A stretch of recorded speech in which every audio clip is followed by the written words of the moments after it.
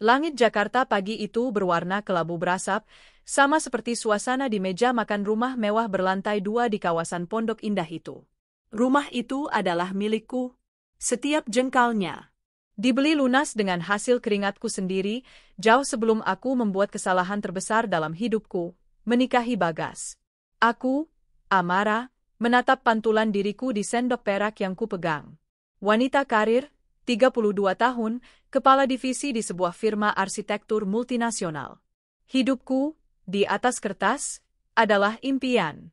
Rumah megah bergaya minimalis modern dengan dinding kaca yang menghadap ke taman tropis rimbun, mobil sport Eropa terparkir di garasi, dan portofolio investasi yang membuat almarhum ayahku bangga. Di seberang meja, duduklah suamiku, Bagas Wicaksono. Tampan, karismatik, dan, seperti yang baru kusadari 6 bulan terakhir, seorang aktor ulung. Di sebelahnya adalah biang keladi dari semua kekeruhan ini, Ibu Rani, mertuaku. Amara, kamu yakin sekali mau berangkat lagi? Suara Ibu Rani memecah keheningan, terdengar manis namun penuh racun. Baru juga minggu lalu kamu pulang dari Singapura. Kasihan Bagas ini, sarapannya selalu ditemani istri yang sibuk dengan ponsel. Aku meletakkan sendokku. Ini perjalanan dinas penting, Bu. Proyek resort di Labuan Bajo. Saya harus mengawasi langsung, jawabku datar, tanpa mengalihkan pandangan dari tablet di sisiku, pura-pura memeriksa jadwal. Proyek, desisnya. Kapan kamu mau mengurus proyek rumah tangga? Bagas ini butuh keturunan. Ibu ini sudah tua, kapan mau menimang cucu? Aku menarik napas panjang, menahan semburan api yang sudah di ujung lidah. Ini adalah lagu lama yang diputar setiap pagi. Bagas, seperti biasa, hanya diam, sibuk mengoleskan selai nanas di atas rotinya seolah percakapan ini tidak ada. Kita sudah membahas ini, Bu. Kami masih menunda, potongnya. Atau kamu yang memang tidak bisa? Bagas, kamu itu laki-laki. Harusnya kamu bisa tegas sama istrimu. Jangan mau diinjak-injak. Ini rumah juga rumah kamu, kan? Masa istrimu pergi terus kamu diam saja? Bagas akhirnya mengangkat wajah. Wajah yang dulu membuatku luluh, kini tampak lemah dan menyedihkan. Sudahlah, Bu. Amara kan memang sibuk. Aku nggak apa-apa, kok? Nggak apa-apa. Itu jawabanmu dari dulu. Ibu Rani meletakkan sendoknya dengan kasar, menimbulkan bunyi denting yang nyaring. Amara, kamu itu sudah jadi istri. Kodratmu itu di rumah, melayani suami. Bukan keluyuran keluar kota setiap minggu. Lihat, rumah sebesar ini isinya cuma barang-barang mahalmu. Dingin. Kayak kuburan. Aku menatapnya tajam. Barang-barang mahal ini saya beli dengan uang saya sendiri, Bu. Sama seperti rumah ini. Wajah Ibu Rani memerah. Oh, jadi kamu mengungkit-ungkit soal itu lagi? Kamu menghina Bagas karena dia belum seberhasil kamu. Saya tidak bilang begitu, kataku tenang. Saya hanya menyatakan fakta. Fakta? Bagas akhirnya bersuara, nadanya defensif. Fakta bahwa kamu lebih superior dari aku, begitu? Fakta bahwa kamu sengaja membuatku terlihat tidak berguna di depan ibuku sendiri. Aku menatap suamiku. Inilah dia, ular yang sesungguhnya. Bersembunyi di balik ketidaksalahannya, membiarkan ibunya menyerangku, lalu memposisikan diri sebagai korban. Aku tidak pernah bilang begitu, Gas. Tapi kalau kamu merasa begitu, mungkin itu masalahmu, bukan masalahku. Balasku dingin. Suasana semakin tegang. Sudah cukup? Bagas menggebrak meja pelan. Aku pusing dengar kalian bertengkar setiap pagi. Ara, kamu mau berangkat? Jam berapa? Pergantian topik yang tiba-tiba itu membuatku waspada. Penerbangan jam 11. Aku berangkat ke bandara jam 8. Oh, bagus, kata Bagas, terlalu cepat. Biar aku yang antar, ya? Tidak perlu, sahut Ibu Rani. Bagas harus temani ibu ke pengajian. Kamu bisa pesan taksi online, kan, Amara? Kamu kan banyak uang. Aku tersenyum tipis. Tentu. Saya bisa urus diri saya sendiri. Selalu bisa. Aku berdiri, merapikan blus sutraku. Saya mau bersiap-siap. Dan Bu, aku menatap mertuaku lurus-lurus, tolong jangan masuk ke ruang kerja saya selama saya pergi. Dokumen-dokumen saya sangat penting dan rahasia. Mata Ibu Rani menyipit. Kenapa? Takut Ibu curi. Takut Ibu salah taruh saja, jawabku, lalu berbalik badan, melangkah anggun meninggalkan meja makan. Langkahku terhenti di depan walk-in klosetku yang luas. Disinilah harta-hartaku berada. Bukan hanya pakaian desainer, tas-tas mewah, atau perhiasan berlian. Tapi juga lukisan-lukisan koleksiku, jam tangan vintage warisan ayah, dan brankas kecil tersembunyi di balik cermin. Pandanganku beralih ke kamera CCTV mini yang terpasang rapi di sudut ruangan, tersembunyi di dalam detektor asap palsu. Aku tersenyum miring ke arahnya. Bodoh. Apa mereka pikir aku bodoh? Apa mereka pikir aku tidak tahu soal Vina, si resepsionis kantor Bagas yang tiba-tiba bisa membeli apartemen baru? Apa mereka pikir aku tidak dengar bisik-bisik Ibu Rani di telepon dengan kerabatnya, mengatakan, bentar lagi si mandul itu akan ditendang?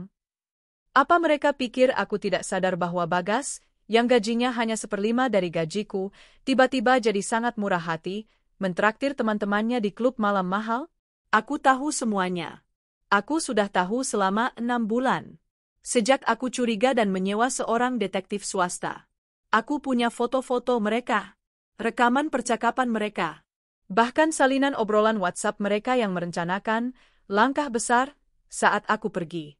Mereka pikir aku sibuk bekerja, padahal aku sibuk mengumpulkan bukti. Dan perjalanan dinas ke Labuan Bajo ini? Oh, ini memang nyata. Proyekku memang ada. Tapi aku tidak akan pergi selama 2 minggu seperti yang kubilang pada mereka. Aku hanya akan pergi 3 hari untuk rapat awal. Sisa 11 harinya, aku akan berada di sebuah hotel bintang 5 di Jakarta, memantau setiap gerakan mereka lewat puluhan kamera tersembunyi yang telah kupasang di seluruh penjuru rumahku, termasuk di ruang kerja, kamar tidur, dan dekat brankas.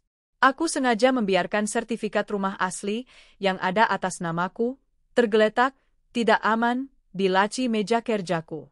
Aku sengaja membiarkan kunci brankas perhiasanku ada di kotak perhiasan harian. Mereka pikir aku ceroboh. Padahal aku sedang memasang umpan.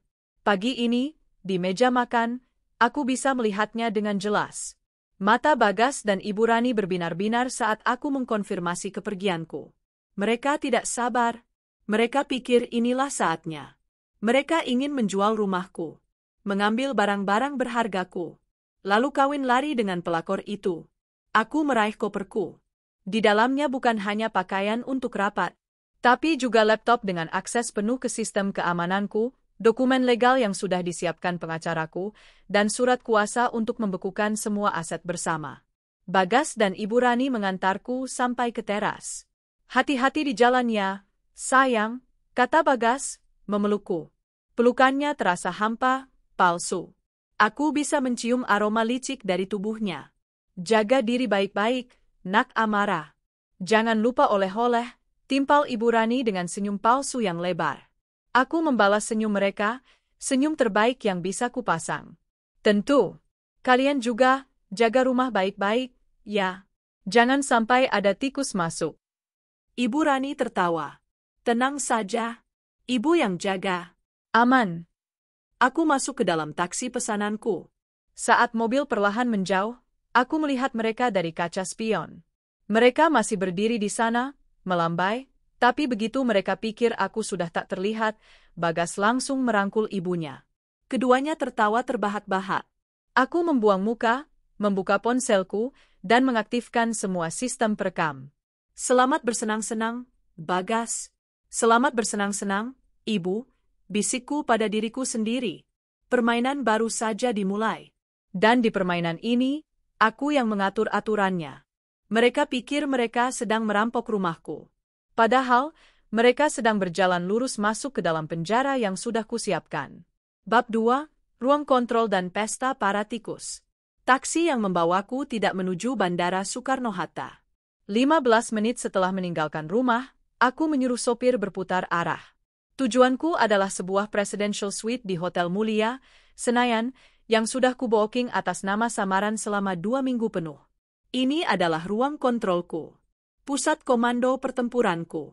Pukul 8.30 pagi, aku sudah berada di dalam kamar mewah itu. Jendelanya yang setinggi langit-langit menyuguhkan pemandangan cakrawala Jakarta yang sibuk.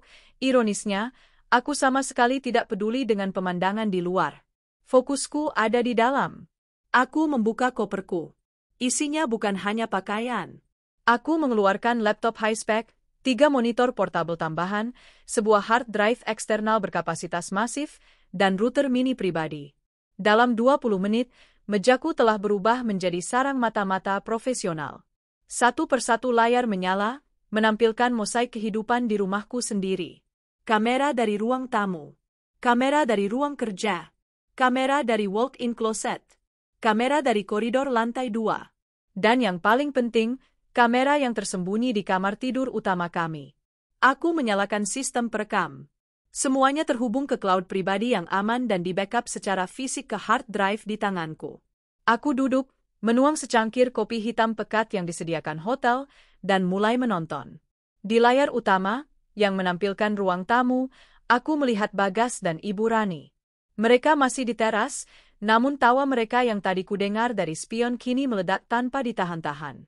Akhirnya, teriak Ibu Rani sambil mengangkat kedua tangannya ke udara. Pergi juga akhirnya si mandul sombong itu. Ibu sudah tidak tahan, gas. Setiap hari harus pasang muka sedih di depannya. Sabar, Bu. Kan rencananya memang begini, kata Bagas, suaranya licin penuh kemenangan. Ia mengeluarkan ponselnya. Aku telepon Vina dulu. Suruh dia ke sini. Kita rayakan. Perutku terasa mual. Bukan karena sedih, tapi karena jijik. Aku mengambil buku catatan dan pulpen. Pukul 8.35.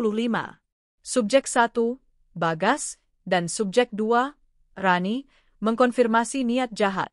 Konspirasi. Tak sampai 45 menit kemudian, bel rumah berbunyi. Di layar monitor depan, aku melihatnya. Vina, si pelakor. Dia mengenakan dress merah ketat yang murah, tampak norak di teras rumahku yang berdesain minimalis. Bagas membukakan pintu dan tanpa ragu langsung menciumnya dengan liar. Ibu Rani berdiri di belakang mereka, tersenyum lebar seolah baru saja memenangkan lotre. Aduh, calon menantu ibu sudah datang. Ibu Rani memeluk Vina. Ayo, masuk, nak.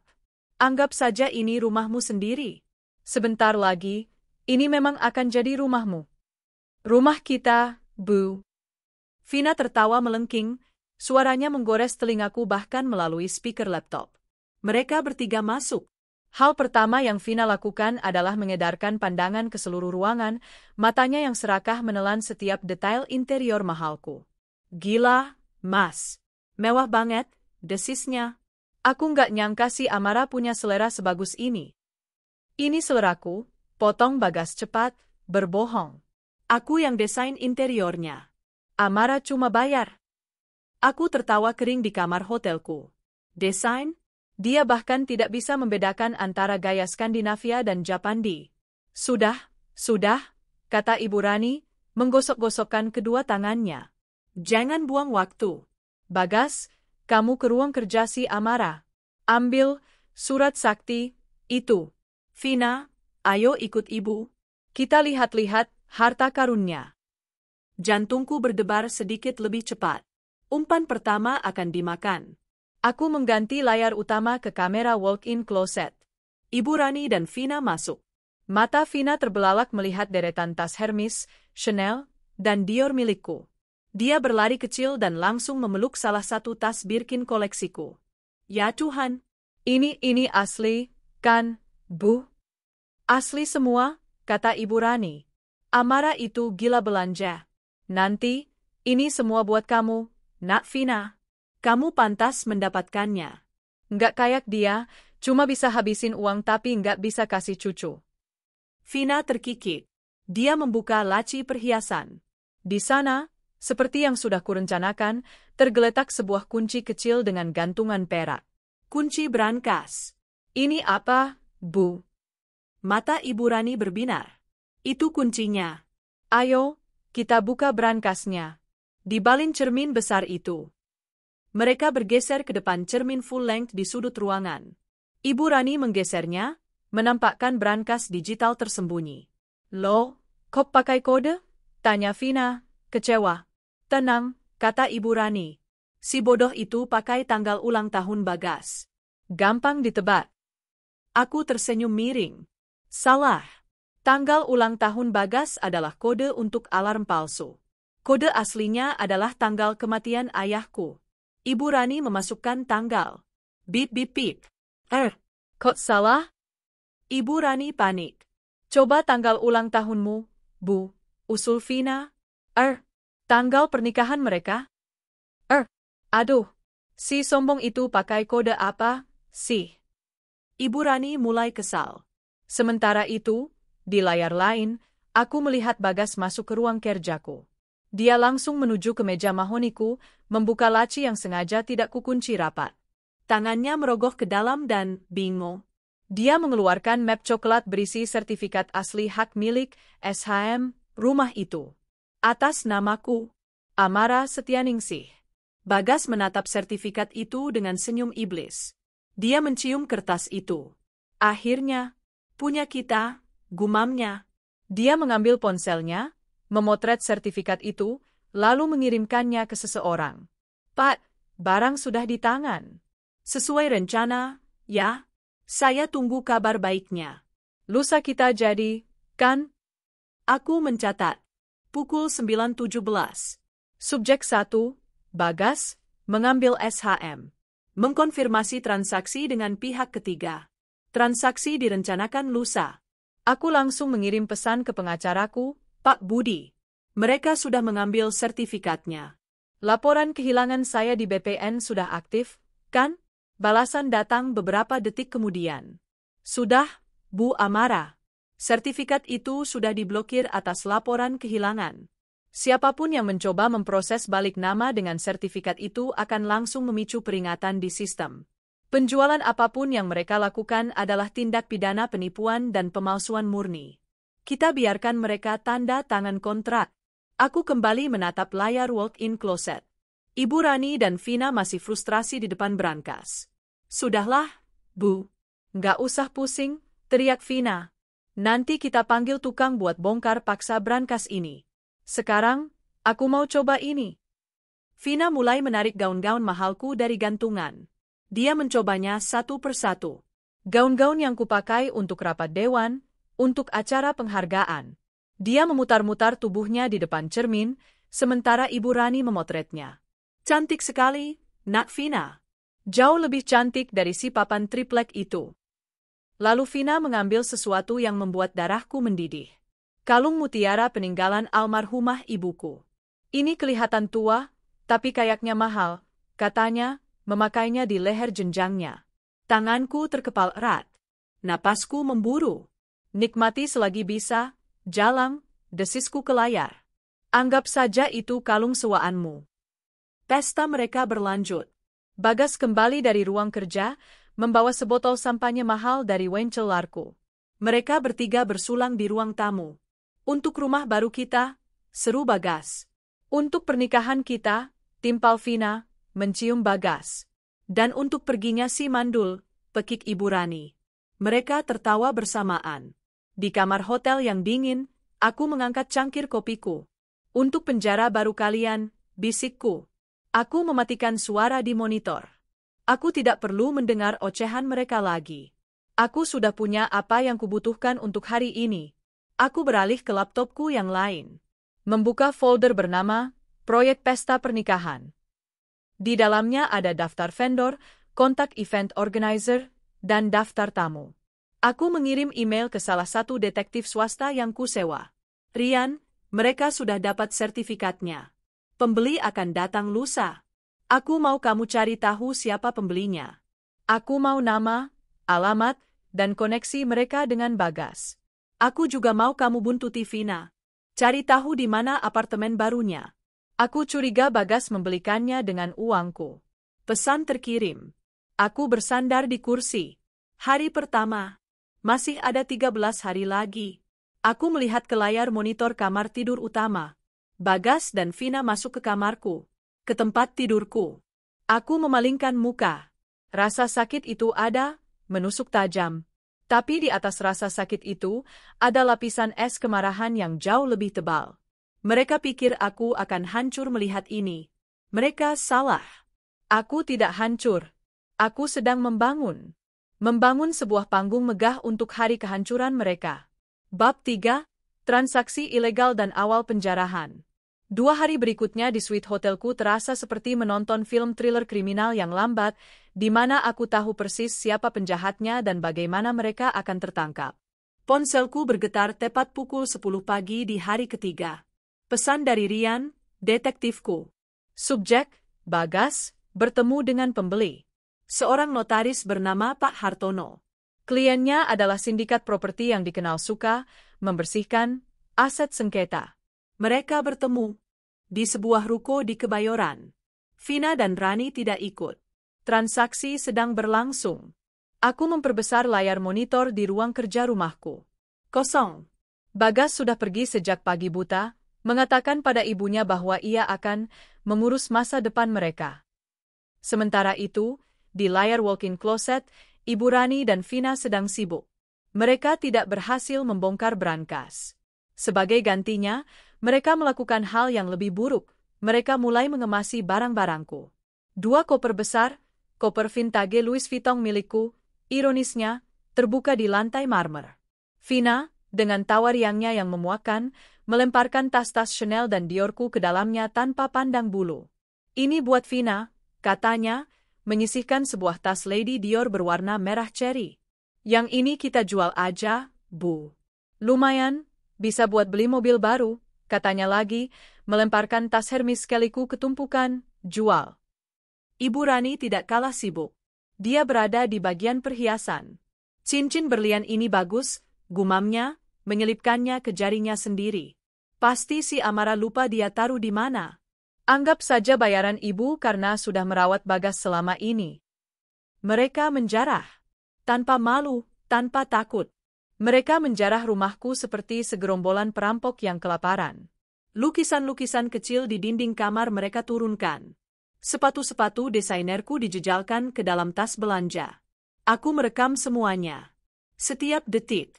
Setiap barang yang berpindah tangan. Aku bahkan menyalakan mikrofon sensitif untuk menangkap percakapan mereka. Nanti kalau Bagas sudah dapat uangnya, kita langsung pindah ya, Bu, kata Vina sambil mencoba jam tangan Cartierku. Vina sudah nggak sabar tinggal di rumah baru kita. Iya, sabar. Bagas lagi urus. Katanya rumahnya di kawasan elit juga. Lebih besar dari ini. Lengkap sama kolam renang pribadi, sahut Ibu Rani bangga. Akhirnya anak ibu bisa hidup kayak raja. Aku tersenyum kecut. Rumah baru, pikirku. Tentu saja. Uang hasil penjualan ilegal rumahku akan langsung dipakai untuk membeli rumah baru atas nama Vina atau Bagas. Pukul 14.30, Bagas pulang. Wajahnya berseri-seri. Dia membawa sebuah tas dokumen besar. Berhasil, teriaknya begitu masuk ke rumah. Ibu Rani dan Vina berlari menyambutnya di ruang tamu. Sudah laku, Gas? Tanya Ibu Rani tidak sabar. Sudah, Bu. Laku. Bagas memeluk Vina dan ibunya bergantian. Mereka bayar tunai. Memang harganya sedikit di bawah pasar, tapi mereka nggak banyak tanya soal surat-surat. Pak Hartono itu hebat sekali. Dia bisa mengatur semuanya. Uangnya mana? Tanya Vina, matanya berbinar. Belum cair semua. Mereka baru kasih DP 30%. Sisa 70% akan ditransfer begitu mereka selesai mengurus sertifikatnya di BPN. Tapi yang penting, Bagas mengangkat selembar kertas, ini akta jual beli bodong kita. Sah di mata notaris mereka. Aku langsung memotret layar yang menampilkan dokumen itu dan mengirimkannya ke Pak Budi, pengacaraku. Pak, mereka sudah tanda tangan AJB. Pembeli adalah sindikat. Notaris bernama Hartono. Balasan Pak Budi datang cepat. Bagus sekali, Bu Amara. Ini bukti sempurna. AJB itu tidak sah karena sertifikat induknya sudah Ibu blokir. Mereka baru saja melakukan penipuan dan pemalsuan dokumen. Notaris Hartono itu akan kita sikat juga karena terlibat dalam mafia tanah. Biarkan mereka merasa aman dengan DP 30% itu. Biarkan mereka habiskan uangnya. Di layar, Bagas melanjutkan. DP-nya sudah masuk ke rekening baruku. Rekening yang tidak diketahui Amara. Uang ini akan kita pakai untuk DP rumah baru kita di Sentul. Besok kita ke sana. Kita pilih rumahnya. Mereka bertiga berpelukan, melompat-lompat kecil seperti anak-anak. Terus sisa barang-barang ini gimana, Mas? Tanya Vina, menunjuk ke walk-in closet. Bereskan, kata Bagas tegas. Apa yang bisa kamu pakai? Ambil, Vin. Sisanya, kita panggil orang untuk angkut. Jual kiloan kalau perlu. Lukisan, perabot antik, semua. Rumah baru kita nanti akan diisi perabot baru yang lebih mewah. Aku mau rumah ini kosong melompong pas si Amara pulang. Biar dia stres lihat rumahnya laku dan isinya habis. Terus brankas itu gimana? Tanya Ibu Rani. Aku sudah panggil ahli brankas untuk besok. Bilang saja kita kehilangan kuncinya. Gampang, kata Bagas santai. Ponselku bergetar lagi. Pesan dari Rian. Saya sudah dapat info apartemen Vina. Di Green Apartment, unit 1708. Dibeli tunai 3 bulan lalu. Atas nama Vina. Terlampir salinan pembeliannya. Dan benar, Bu. Dana pembeliannya dilacak berasal dari rekening bersama Ibu dan Pak Bagas. Penarikan bertahap selama 2 bulan. Gigiku bergemeletup. Jadi dia tidak hanya berselingkuh. Dia sudah mencuri dariku jauh sebelum ini. Aku mengambil napas dalam-dalam, menenangkan amarah yang membara. Fokus, Amara. Jangan biarkan emosi mengaburkan tujuan akhir. Aku beralih ke folder, proyek pesta pernikahan, ku. Rencananya sederhana. Bagas dan Vina pasti akan merencanakan pernikahan mewah setelah mereka pindah ke rumah baru. Aku akan membiarkan mereka. Aku bahkan akan membantu mereka. Aku punya teman lama, Sarah, yang sekarang memiliki salah satu event organizer paling bergengsi di Jakarta. Aku sudah menceritakan garis besar situasiku padanya. Dia setuju membantuku dengan senang hati. Aku mengirim pesan ke Sarah. Sarah, ini aku. Waktunya berburu. Aku mau kamu kirim tim marketing terbaikmu ke Vina. Beri dia penawaran, diskon khusus, yang tidak mungkin ditolak untuk paket pernikahan termewah. Pastikan dia mengambilnya. Aku yang akan bayar biayanya nanti. Anggap saja ini hadiah pernikahan dariku untuk mereka. Sarah membalas dengan emoji api. Siap, Komandan. Biar timku yang urus. Kita akan buatkan mereka pesta pernikahan yang tidak akan pernah mereka lupakan seumur hidup. 3 hari telah berlalu. Rumahku mulai dikosongkan. Mereka pikir aku sedang sibuk di Labuan Bajo. Mereka pikir aku tidak tahu apa-apa. Mereka salah besar. Aku melihat ke layar monitor. Bagas, Vina, dan Ibu Rani sedang makan malam merayakan kemenangan mereka. Mereka memesan makanan mahal, makan di meja makanku, menggunakan piring porselen mahalku. Selamat makan, para penjahat, bisikku. Nikmati setiap suapannya. Karena sebentar lagi, makanan kalian adalah nasi cadong penjara. Bab 4, rumah baru, jebakan pernikahan, dan hitung mundur. Hari keempat adalah hari pembongkaran. Sesuai rencana Bagas, seorang ahli brankas datang pagi-pagi. Dari kamus hotelku, aku mengawasi lewat kamera di walk-in closet. Pria itu jelas bukan profesional, dia datang dengan linggis dan bor besar. Aduh, Pak. Pelan-pelan, kata Ibu Rani, pura-pura khawatir. Ini brankas mahal. Tenang, Bu. Yang penting isinya, kan, kata tukang itu sambil tertawa. Butuh waktu hampir 2 jam untuk membongkar paksa brankas itu. Pintu bajanya yang tebal akhirnya terbuka dengan bunyi decitan yang memilukan. Vina dan Ibu Rani langsung menyerbu.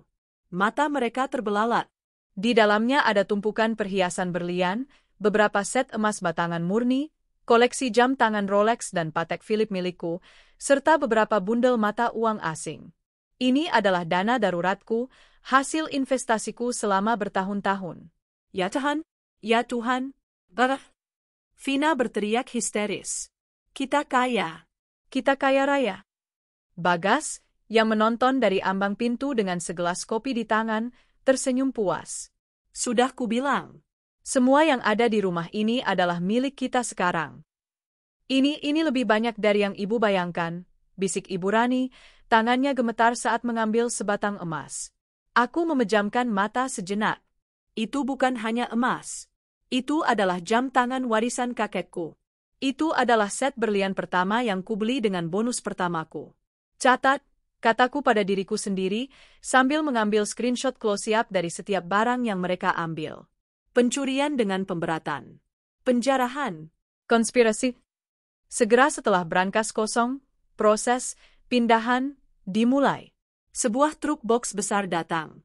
Bukan truk pindahan profesional, melainkan truk angkut barang bekas. Bagas mengawasi para kuli angkut yang mengeluarkan perabot-perabotku. Sofa kulit Italiaku, meja makan kayu trembesi solid, sistem home theater canggih, bahkan tempat tidur king size kami. Lukisan-lukisan besar karya seniman ternama diturunkan begitu saja. Mereka memperlakukan karya seni bernilai miliaran rupiah itu seperti poster murah. Vina sibuk mengarahkan. Yang itu bawa. Yang itu juga. Kulkas 4 pintu itu jangan lupa. Mesin kopi yang di dapur juga. Rumahku, rumah kacaku yang kubangun dengan penuh cinta dan keringat, dilucuti hingga telanjang. Dindingnya yang dulu hangat kini tampak kosong dan sedih. Pada sore hari, rumah itu kosong. Benar-benar kosong. Hanya menyisakan perabot-perabot tanam yang tidak bisa mereka ambil. Mereka bertiga berdiri di ruang tamu yang bergema. Oke. Sudah beres, kata Bagas, menepuk-nepuk tangannya yang berdebu. Ayo kita pergi. Selamat tinggal, kenangan lama. Selamat datang, kehidupan baru. Mereka masuk ke mobilku, sebuah SUV mewah yang juga sudah kusiapkan surat blokir STNK-nya, dan pergi. Aku mengganti monitor utamaku. Sekarang, aku tidak lagi menonton rumahku yang kosong. Aku beralih ke tim kedua Rian, yang sudah membuntuti mereka sejak pagi. Tujuannya, sebuah klaster perumahan super mewah di Sentul City. Melalui kamera ponsel Rian yang disamarkan, aku melihat mereka tiba. Mereka disambut oleh seorang agen properti. Mereka melangkah masuk ke sebuah villa 3 lantai bergaya Mediterania yang megah, dengan pilar-pilar besar dan kolam renang infinity pool yang menghadap ke lapangan golf. Ini dia, Pak Bagas, Bu Vina. Rumah impian Anda, kata si agen. Aku melihat Vina memekik kegirangan dan melompat ke pelukan Bagas. Ibu Rani bahkan terlihat mengusap air mata haru. Kita ambil yang ini, Mas. Aku mau yang ini, pekit Vina. Tentu, sayang. Apapun untukmu, kata Bagas, membusungkan dada. Rian mengirimiku pesan. Mereka sedang proses tanda tangan DP. Menggunakan uang 30% dari penjualan ilegal rumah ibu. Rumah baru ini harganya 3 kali lipat dari rumah ibu. Sepertinya mereka akan menggunakan sisa 70% yang tidak akan pernah cair, plus hasil jarahan untuk melunasinya. Biarkan saja, balasku. Biarkan mereka tanda tangan. Biarkan mereka terikat hutang. Dapatkan salinan perjanjian kredit dan pembelian rumah itu. Keesokan harinya, jebakan keduaku mulai beraksi. Di layar monitor Rian, yang kini memata-matai Vina di sebuah kafe, aku melihat Vina sedang asyik bermain ponsel. Tiba-tiba, dia duduk tegak. Sebuah pesan masuk ke Instagramnya. Dari Magnifico Wedding, event organizer milik temanku, Sarah. Opening message itu sudah kami rancang dengan sempurna. Selamat siang, Kak Vina. Kami melihat profil kakak yang cantik dan sepertinya sedang merencanakan hari bahagia. Kebetulan, kakak terpilih sebagai salah satu dari 10 pasangan beruntung yang mendapatkan penawaran paket pernikahan impian platinum, kami dengan diskon 70%. Mata Vina membelalak. Aku bisa melihatnya dari jauh. Diskon 70% untuk event organizer termewah di Jakarta? Itu adalah umpan yang tidak mungkin dia abaikan. Vina langsung membalas. Tawar-menawar berlangsung cepat. 1 jam kemudian, Rian mengirimiku kabar. Umpan dimakan. Vina sudah membuat janji bertemu dengan tim WO-nya Sarah besok. Pertemuan itu adalah sebuah mahakarya manipulasi. Tim Sarah, yang sudah dibekali foto-foto Vina dan Bagas, menyambut Vina seperti seorang ratu. Oh, Ibu Vina, calonnya Pak Bagas Wicaksono, kan? Pengusaha sukses itu? kata marketing bernama Dinda, suaranya dibuat semanis madu. Wajah Vina memerah bangga. Iya, benar. Cocok sekali. Paket platinum kami ini dirancang untuk pasangan berkelas seperti Anda. Ballroom Hotel Bintang 5, dekorasi penuh bunga impor, gaun pengantin desainer ternama, full entertainment dengan artis ibu kota, dan liputan media. Tapi harganya? Harga normalnya 2 miliar, Bu. Tapi karena ibu terpilih, ibu cukup bayar 600 juta saja. Mata Vina hampir keluar. Mendapat pernikahan mewah seharga 2 miliar dengan hanya 600 juta? Dia pikir dia adalah wanita paling beruntung di dunia. Dia tidak tahu bahwa 600 juta itu pun akan diambil dari uang hasil jarahan barang-barangku. Saya mau, kata Vina cepat, takut penawaran itu hilang. Saya ambil paketnya. Tentu, Bu. Kapan tanggal bahagianya? Vina berpikir sejenak. 2 minggu lagi. Bisa? Dinda pura-pura memeriksa jadwal. Wah, padat sekali, Bu. Tapi, demi Ibu, akan kami usahakan. Tanggal 28 ini, ya. Di Ballroom Hotel Fairmont. Kami kunci tanggalnya. Oke. Deal? Di kamar hotelku, aku tersenyum puas sambil menandai kalender di mejaku. Tanggal 28. Tepat 1 hari setelah aku, seharusnya, pulang dari Labuan Bajo. Sempurna. Aku menghabiskan sisa minggu itu dengan mengumpulkan bukti-bukti terakhir. Salinan AJB palsu dari rumahku. Salinan pembelian rumah baru mereka di Sentul. Kontrak pernikahan 600 juta dengan Weo Sarah yang akan dibayar menggunakan uang hasil penjualan barang-barang jarahanku. Rekaman video berjam-jam yang menunjukkan Vina dan Ibu Rani mengemasi barang-barangku. Rekaman video pembongkaran brankas.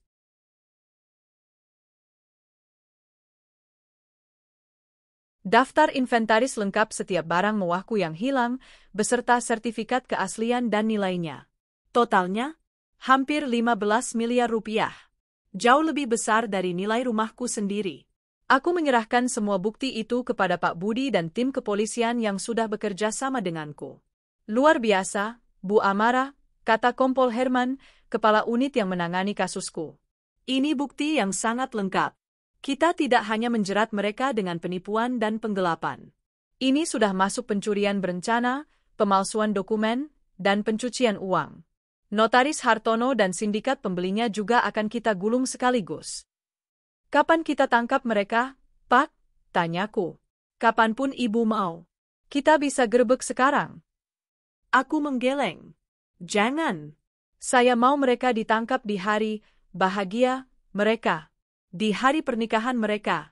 Di depan semua tamu undangan. Biar seluruh dunia tahu siapa mereka sebenarnya. Kompol Herman menatapku sejenak, lalu tersenyum tipis. Saya mengerti, Bu. Baiklah. Tanggal 28. Kami akan siapkan tim lengkap.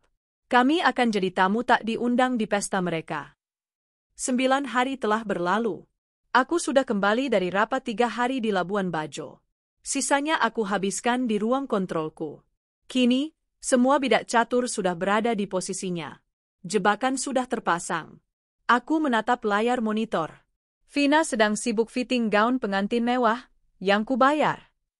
Bagas sedang sibuk memamerkan rumah baru mereka ke teman-temannya.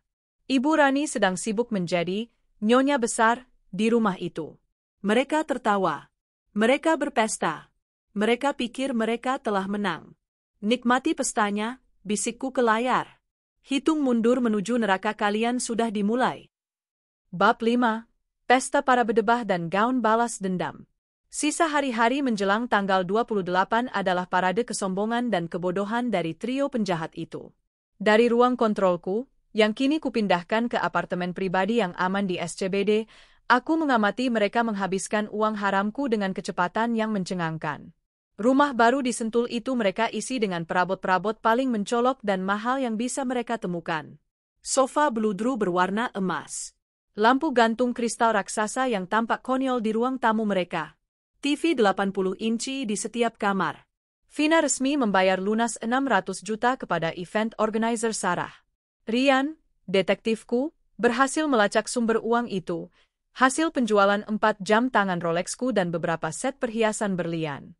Mereka menjualnya di pasar gelap dengan harga miring, tidak tahu nilai aslinya. Setelah uang di tangan, Vina berubah menjadi ratu sehari yang menyebalkan. Dia menjadi Bridezilla terburuk yang pernah ditangani tim Sarah. Bunganya harus mawar Ekuador. Aku tidak mau mawar lokal, teriaknya pada salah satu staf WO yang kudengarkan rekamannya melalui Sarah. Dan bandnya harus artis papan atas. Kalian, kan sudah dibayar mahal. Tim Sarah, yang tahu persis apa yang akan terjadi, meladeninya dengan senyum profesional. Tentu, Bu Vina. Semua akan kami siapkan sesuai permintaan Anda. Sementara Vina sibuk dengan pestanya, Ibu Rani sibuk dengan status sosial barunya. Dia mengundang teman-teman arisannya ke rumah Sentul. Aku menonton rekaman dari kamera tersembunyi yang berhasil dipasang Rian di ruang tamu mereka. Ibu Rani, dengan gaun baru dan perhiasan berlianku, yang dicurinya dari brankas, berjalan mondar-mandir seperti seorang ratu. Silakan dicicipi, Jeng, katanya dengan nada angkuh. Ini kroasang diimpor langsung dari Prancis, loh. Beda ya rasanya sama yang di toko kue biasa. Teman-temannya menatap takjub. Hebat sekali ya, Jeng Rani. Tiba-tiba jadi old money begini. Oh, tentu saja. Ini semua berkat anakku, Bagas. Pengusaha sukses dia. Dan calon menantuku, Vina, cantik sekali. Nggak kayak yang dulu, mandul, kerjaannya cuma habisin uang suami. Aku tertawa getir. Habiskan uang suami? Perempuan tua itu tidak sadar bahwa kroasang yang sedang dimakannya pun dibeli dengan uangku. Di tengah pesta pora itu, satu masalah kecil muncul. Aku melihat Bagas menerima telepon di tepi kolam renang. Wajahnya yang semula sombong berubah sedikit tegang. Apa maksud Bapak? Ada masalah? Tanya Bagas, suaranya pelan agar tidak terdengar oleh Vina atau ibunya. Aku memperbesar volume. Ini pasti dari sindikat pembeli rumahku. Sertifikatnya terblokir, lanjut Bagas, nadanya meninggi. Kok bisa? Bapak, kan notaris. Bapak bilang semua beres. Kapan sisa 70-nya cair? Saya butuh uang itu untuk melunasi rumah ini. Ada jeda sejenak. Bagas tampak mendengarkan dengan panik. Tenang, tenang. Saya akan bicara dengan Pak Hartono. Dia pasti bisa urus. Pasti ini cuma salah administrasi di BPN. Si Amara itu bodoh, dia tidak mungkin sejauh ini. Dia masih di Labuan Bajo. Bagas menutup telepon. Wajahnya pucat. Untuk pertama kalinya, aku melihat retakan di topeng kesombongannya. Dia tampak cemas. Tapi kecemasan itu tidak berlangsung lama. VNI, Vina, Nyonya Besar Iblis, memanggilnya dari dalam. Mas, sini. Teman-temanku mau lihat kamu. Si pengusaha sukses. Bagas menarik napas, memasang kembali senyum palsunya, dan masuk ke dalam. Dia memilih untuk mengabaikan tanda bahaya itu. Dia terlalu mabuk oleh kekayaan instan. Itu adalah kesalahan fatalnya. Sementara mereka sibuk berpesta, aku sibuk bekerja. Aku bertemu dengan Pak Budi dan Kompol Herman untuk finalisasi rencana. Semua sudah siap, Bu Amara, kata Kompol Herman. Tim kami akan menyamar sebagai staf keamanan hotel dan beberapa tamu undangan. Kami akan masuk tepat setelah ijab kabul dan saat resepsi dimulai. Kami akan mengunci semua pintu keluar ballroom. Bagaimana dengan notaris Hartono dan sindikat pembelinya? Tanyaku. Tim lain akan bergerak serentak. Begitu ibu memberi sinyal di ballroom, tim di Kebayoran akan langsung menggerebek kantor Hartono. Kami sudah melacak aliran dana 30% itu. Cukup untuk menjerat mereka semua. Dan gugatan perdataku, aku beralih ke Pak Budi. Sudah siap didaftarkan, Bu, kata Pak Budi, menepuk tumpukan dokumen tebal. Gugatan cerai dengan tuntutan pengkhianatan. Tuntutan ganti rugi 15 miliar untuk barang-barang yang dicuri. Tuntutan pembatalan AJB rumah ibu. Dan pembatalan pembelian rumah baru mereka di Sentul. Begitu mereka ditangkap, aset mereka, yang aslinya aset ibu, akan langsung kami sita. Semua sudah di tempatnya. 3 hari terakhir sebelum pernikahan, aku tidak lagi memantau mereka. Aku sudah punya semua bukti yang kubutuhkan. Sekarang, Giliranku untuk mempersiapkan diri. Aku pergi ke salon terbaik. Perawatan dari ujung rambut sampai ujung kaki. Aku ingin terlihat sempurna. Bukan untuk mereka, tapi untuk diriku sendiri. Ini adalah hari pembebasanku. Terakhir, aku mengambil pesananku. Sebuah gaun. Gaun itu kubeli dari desainer favoritku. Bukan gaun putih. Bukan gaun hitam berkabung. Aku memilih gaun bodycon berwarna merah darah. Desainnya elegan, tegas, dan sangat kuat. Gaun seorang ratu yang akan merebut kembali tahtanya. Malam sebelum hari haji tanggal 27. Aku berdiri di balkon apartemenku, memandang ke arah Hotel Fairmont yang bermandikan cahaya, hanya beberapa kilometer jauhnya. Aku tahu, di suite pengantin hotel itu, Vina mungkin sedang tertidur, memimpikan hari kemenangannya. Bagas mungkin sedang minum sampanye, merayakan kebebasannya. Aku menyesap segelas anggur merahku. Tidurlah yang nyenyak, para pengkhianat, bisikku ke angin malam Jakarta. Nikmati mimpi indah terakhir kalian.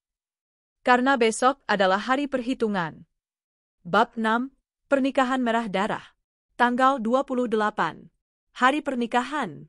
Ballroom Hotel Fairmont disulap menjadi negeri dongeng. Ribuan mawar Ekuador putih dan merah muda, bunga-bunga kesukaanku, ironisnya, menghiasi setiap sudut. Lampu kristal raksasa berkilauan di atas pelaminan megah yang dilapisi bludru putih. Musik orkestra mini mengalun lembut, menyambut para tamu yang mulai berdatangan. Ini adalah pernikahan 2 miliar rupiah, dibayar dengan uang 600 juta hasil curian. Pesta kemewahan yang dibangun di atas kebohongan. Di ruang holding terpisah, aku duduk tenang. Gaun merah darahku terasa pas di badan. Riasan wajahku tajam dan tegas. Pak Budi duduk di sampingku, meninjau dokumennya sekali lagi. Kompol Herman sedang berkoordinasi dengan timnya lewat ERPC tersembunyi.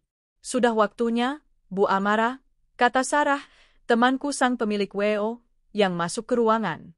Wajahnya tegang namun penuh antisipasi.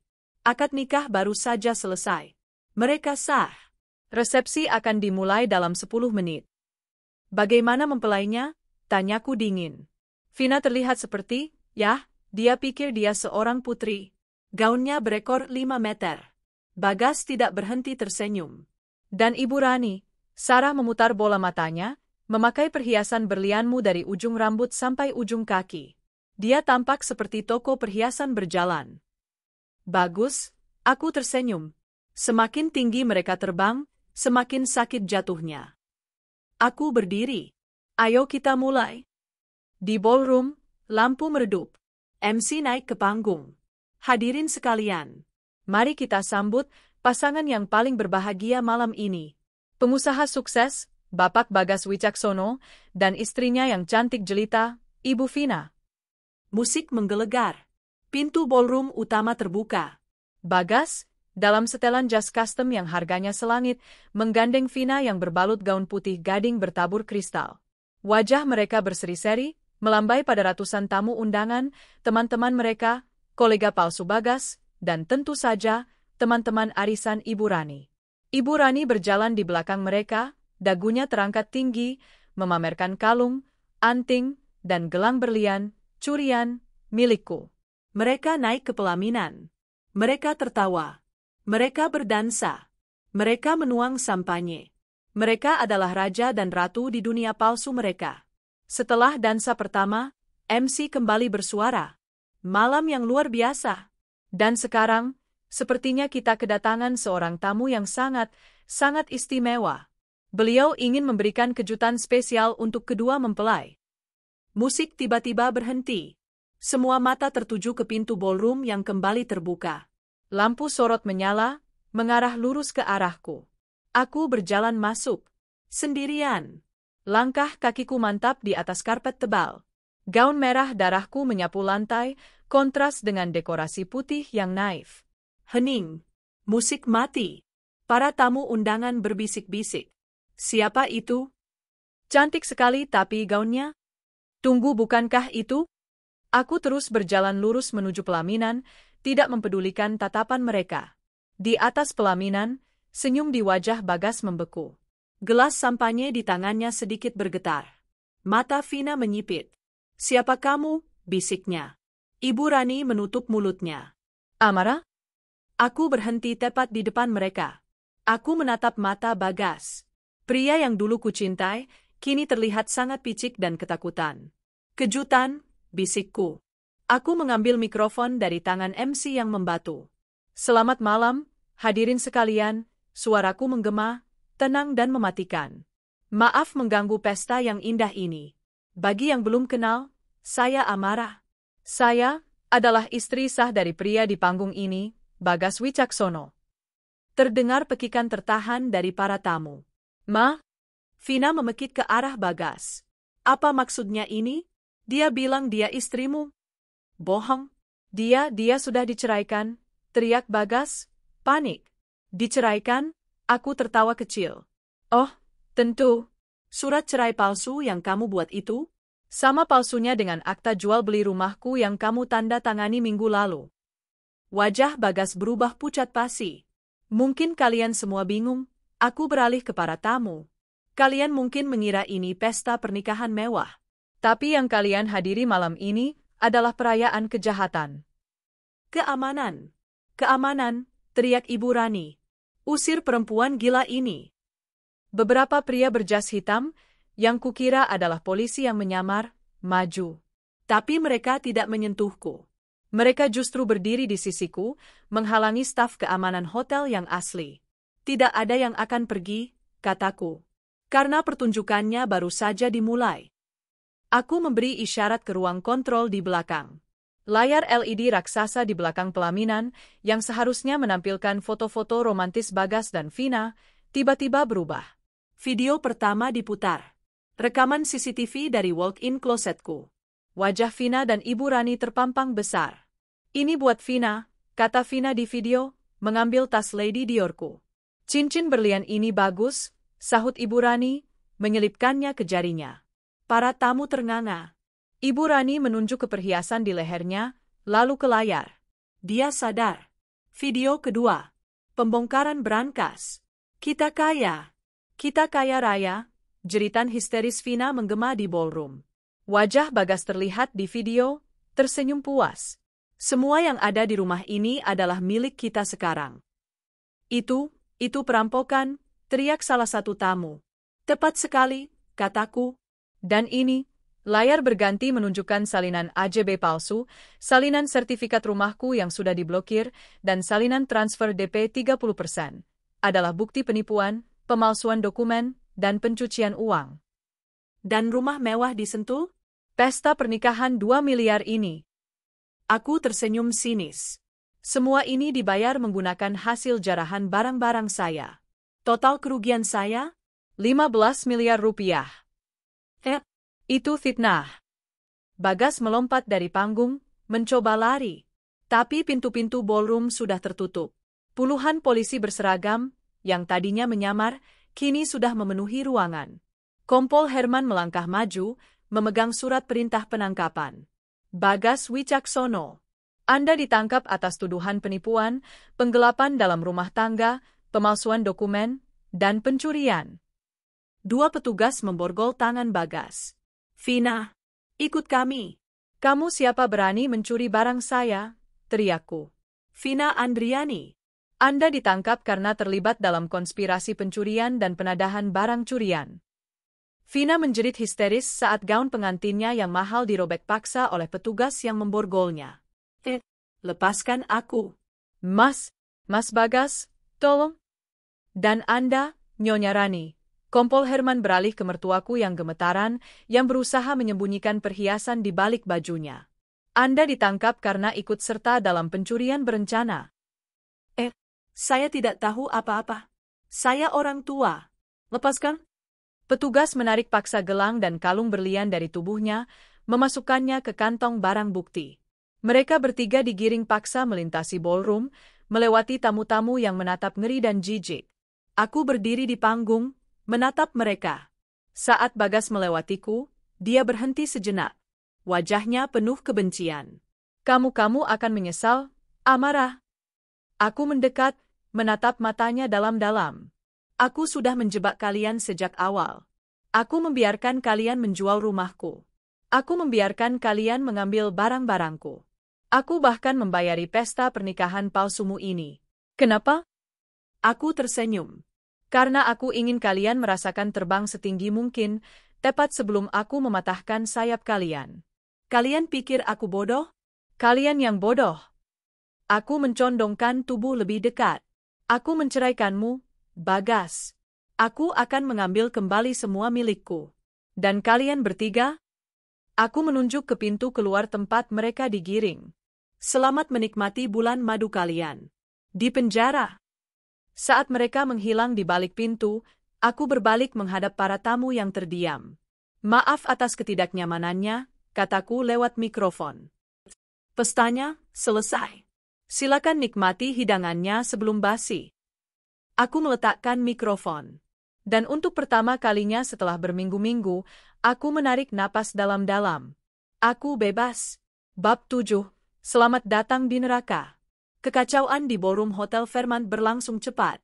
Setelah trio pengkhianat itu digiring keluar, para tamu undangan, yang masih syok, berlarian keluar. Mereka tidak lagi tertarik pada hidangan mewah. Mereka sibuk menelepon, menyebarkan gosip terpanas tahun ini. Pernikahan palsu Bagas Wicaksono akan menjadi headline di setiap akun gosip besok pagi. Aku tidak tinggal lama. Ditemani Pak Budi dan Kompol Herman, aku keluar lewat pintu staf, menghindari kerumunan wartawan yang entah bagaimana sudah mengendus adanya keributan. Semua berjalan lancar, Bu Amara, kata Kompol Herman di lobi. Tim saya yang satu lagi juga berhasil menangkap Notaris Hartono di kantornya, tepat saat dia mencoba menghancurkan dokumen. Sindikat pembeli rumah ibu juga sudah kami amankan. Mereka semua akan bernyanyi. Terima kasih, Pak, kataku, menjabat tangannya. Sekarang bagian saya, kata Pak Budi, menepuk tas kerjanya. Besok pagi, jam 8 tepat, 3 gugatan akan masuk ke pengadilan. Aku mengangguk. Lakukan, Pak. Gugat cerai. Tuntut ganti rugi 15 miliar. Dan batalkan AJB rumah saya. Saya juga akan mengurus pembekuan rekening Bagas dan penyitaan rumah baru di Sentul itu, tambah Pak Budi. Rumah itu dibeli dengan uang hasil kejahatan. Mereka tidak akan pernah bisa menempatinya. Malam itu, aku tidak tidur. Bukan karena cemas, tapi karena lega. Beban yang kupikul berminggu-minggu akhirnya terangkat. Sementara aku menikmati segelas teh hangat di apartemenku, trio penjahat itu mengalami malam terpanjang dalam hidup mereka. Perjalanan ke kantor polisi adalah siksaan pertama. Vina, dengan gaun pengantinnya yang kini kotor dan robek, tidak berhenti menjerit dan menangis di mobil polisi. Saya tidak bersalah. Lepaskan saya. Saya korban. Kalian tahu siapa saya? Para petugas hanya menatapnya bosan. Ibu Rani, yang kini tidak lagi memakai perhiasan, berubah drastis. Dia menangis sesenggukan, memainkan kartu, orang tua. Saya sudah tua, saya sakit jantung. Tolong, Nak. Saya cuma disuruh anak saya. Bagas adalah yang paling pendiam. Wajahnya keras, matanya memancarkan kebencian. Dia tahu dia sudah kalah telak. Di kantor polisi, mereka diproses. Sidik jari diambil. Foto mugshot diambil, Vina dengan riasan pengantin yang luntur karena air mata, Bagas dengan jas mewahnya yang kusut, Ibu Rani dengan wajah tuanya yang pucat. Lalu, mereka dilempar ke sel tahanan sementara. Ini bukan sel pribadi yang bersih seperti di film. Ini adalah sel besar yang penuh sesak, berbau pesing dan keringat. Saat Vina didorong masuk, tawa langsung meledak dari para tahanan wanita lainnya. Wah, lihat, ada pengantin baru. Teriak seorang wanita bertato di lehernya, yang sepertinya adalah kepala kamar. Habis nikah langsung check-in di sini, Neng. Vina, yang masih merasa dirinya superior, membalas. Jangan sentuh saya. Saya bukan level kalian. Itu adalah kesalahan besar. Wanita bertato itu berdiri. Dalam sekejap, dia menjambak rambut Vina, yang sanggulnya sudah rusak, dan membenturkan kepalanya pelan ke dinding. Di sini, nggak ada level. Yang ada cuma aturan gue. Vina memekik kesakitan. Dan lo, kata si wanita bertato, beralih ke Ibu Rani yang gemetaran di sudut. Berhenti nangis. Bikin berisik aja. Ibu Rani langsung terdiam, air matanya tertelan kembali. Di sel pria, Bagas mencoba taktik berbeda. Dia mencoba menyuap. Dengar, katanya pada seorang pria kekar yang tidur di ranjang paling atas. Saya bisa kasih kamu uang banyak. Asal kamu lindungi saya. Pria itu tertawa. Duit lo di luar, bos.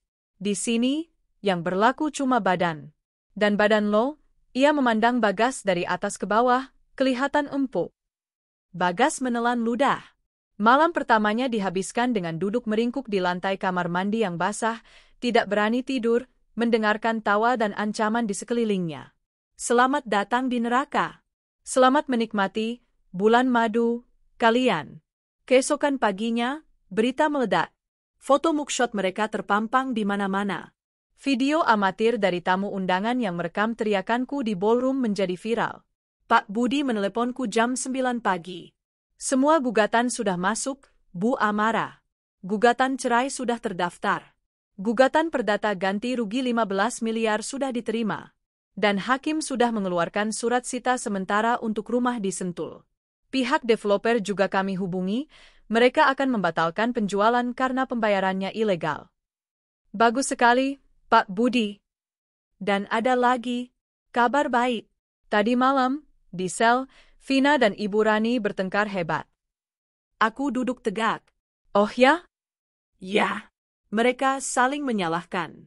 Vina menyalahkan Ibu Rani karena serakah. Ibu Rani menyalahkan Vina karena menggoda anaknya.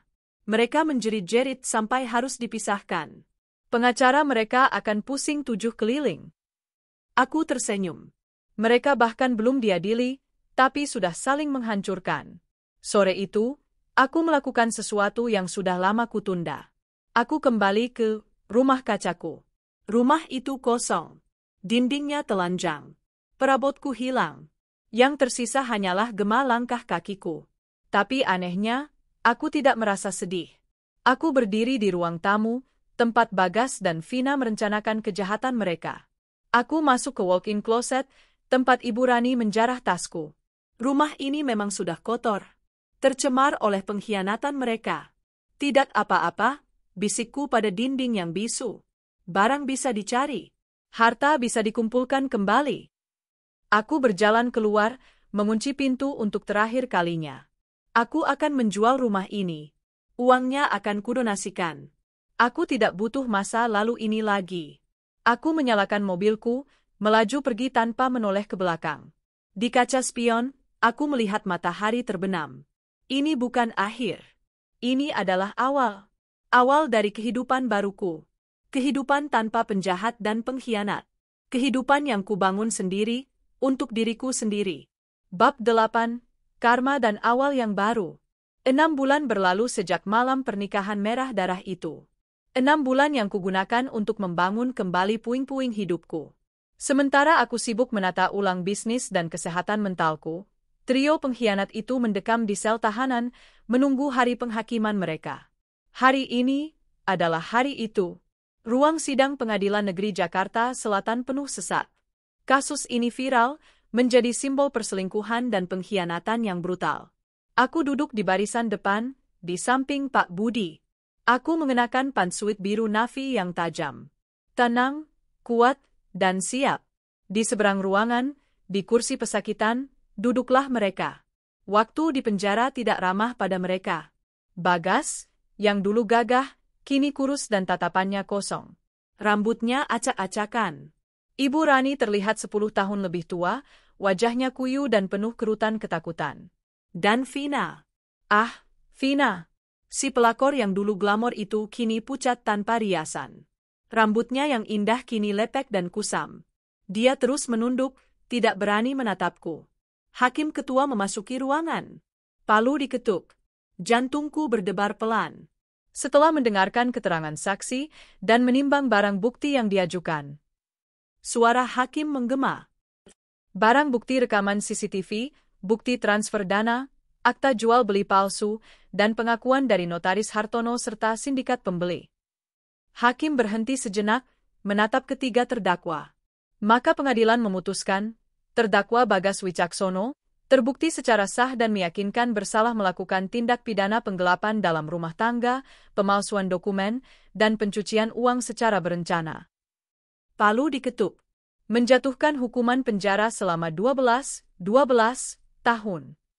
Bagas terhuyung. Dia menatapku dengan mata penuh kebencian. Kamu iblis, Amara. Iblis, teriaknya, sebelum petugas menenangkannya. Aku hanya menatapnya lurus. Bukan aku iblisnya, Bagas. Kamu yang menciptakannya.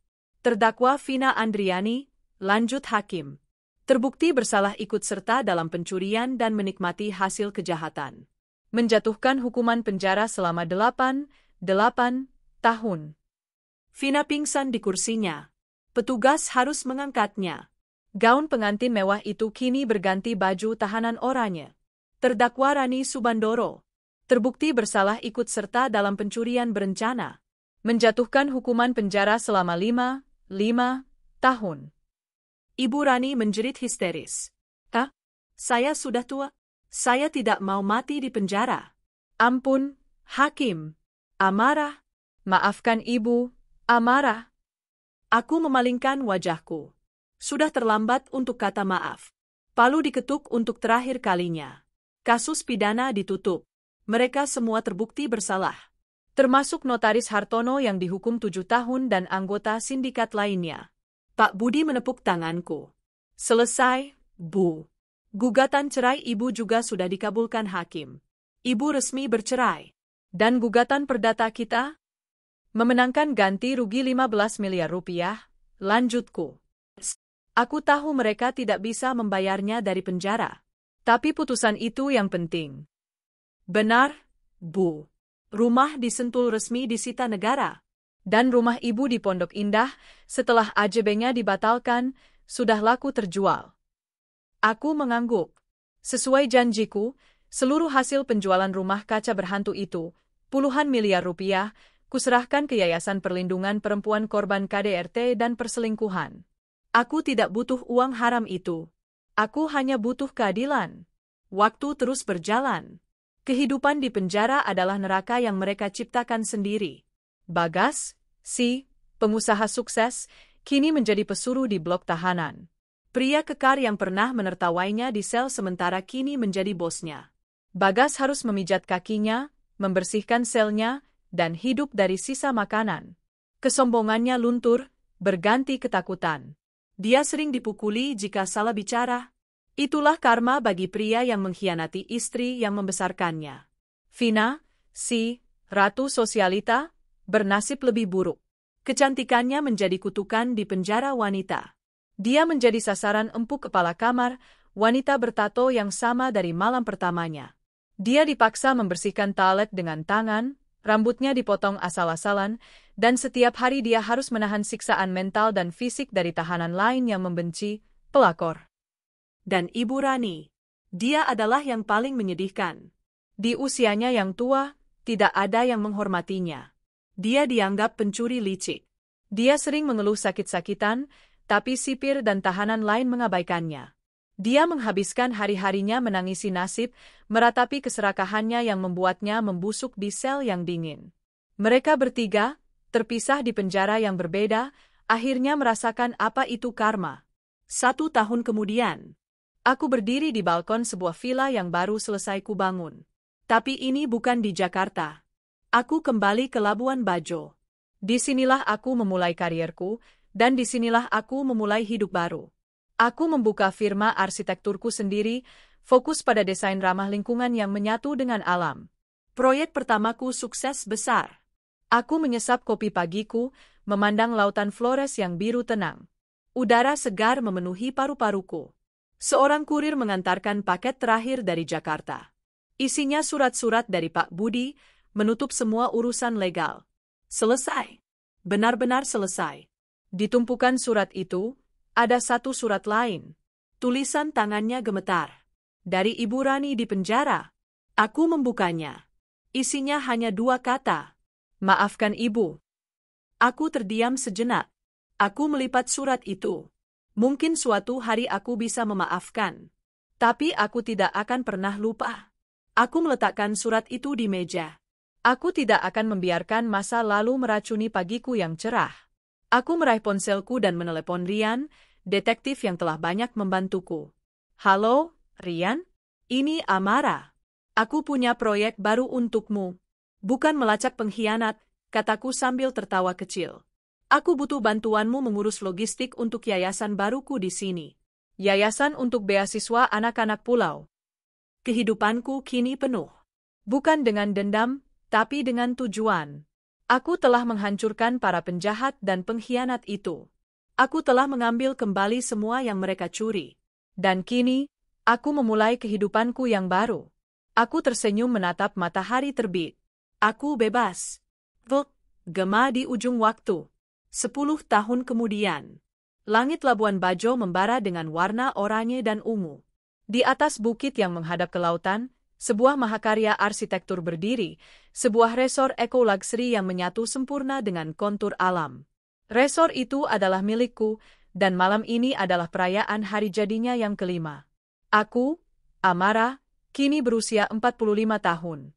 Rambutku masih panjang, kini dengan beberapa helai uban perak yang tidak kusembunyikan. Aku tersenyum, menyapa para tamu, investor, seniman lokal, dan anak-anak dari yayasanku yang kini sudah beranjak remaja. Ibu Amara, seorang pemuda gagah menghampiriku. Dia adalah Rian Junior, anak pertama dari yayasan anak pulau yang berhasil lulus kuliah arsitektur dengan beasiswaku. Dia kini bekerja sebagai junior arsitek di firmaku. Desain paviliun terapung itu disetujui klien dari Norwegia.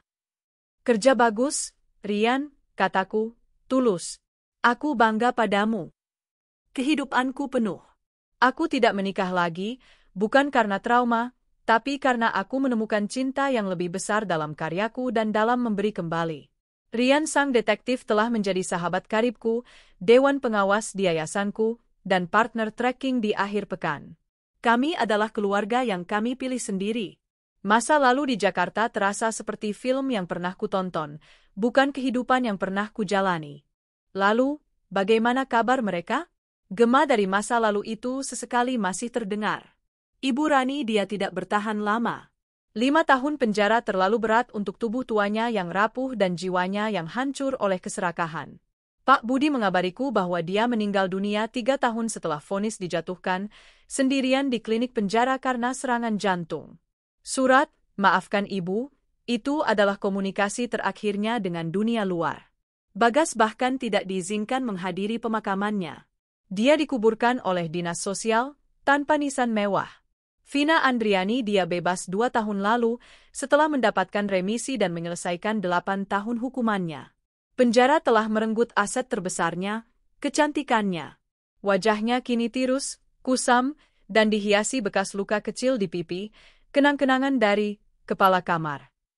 Dia mencoba kembali ke Jakarta, ke lingkaran sosialita lamanya. Tapi dunia itu sudah melupakannya. Dia adalah paria, bahan tertawaan, kisah peringatan tentang pelakor yang gagal total. Terakhir kudengar, Vina bekerja di sebuah toko baju di pusat perbelanjaan kelas menengah. Bukan sebagai manajer, tapi sebagai pelayan toko yang merapikan lipatan baju. Ironisnya, dia kini menjual tas-tas KW dari merek yang dulu pernah dia jarah aslinya dariku. Dia hidup dalam bayang-bayang, pahit dan dilupakan. Bagas Wicaksono dia masih di dalam.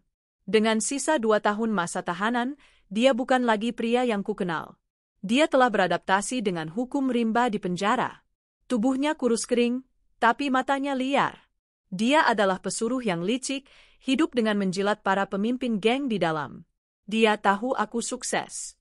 Dia tahu aku kaya raya, lebih kaya dari yang pernah kami impikan, dan dia tahu aku melakukannya sendiri. Pak Budi bilang, nama, Amara, adalah kata terlarang di dekat selnya. Mendengarnya saja bisa membuatnya mengamuk, melempar piring nasinya ke dinding. Dia akan bebas dalam 2 tahun. Tapi dia akan keluar sebagai pria hancur tanpa apa-apa. Tidak ada rumah, tidak ada uang, tidak ada keluarga, dan tidak ada Vina yang menunggunya.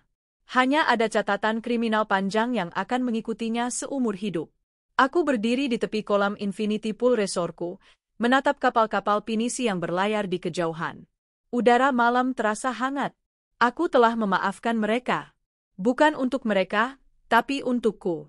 Memaafkan adalah caraku melepaskan rantai terakhir yang mengikatku pada mereka. Aku menghancurkan mereka bukan dengan dendam buta, tapi dengan keadilan yang diperhitungkan. Dan setelah mereka hancur, aku tidak menoleh ke belakang. Aku membangun istanaku sendiri, bukan di atas puing-puing rumah kaca berhantu itu, tapi di atas tanah baru yang subur. Bu Amara, Rian Junior memanggil lagi, pesta kembang apinya akan dimulai. Aku tersenyum. Aku datang. Aku berjalan menuju kerumunan orang-orang yang mencintaiku, di bawah langit yang cerah, bebas dan utuh.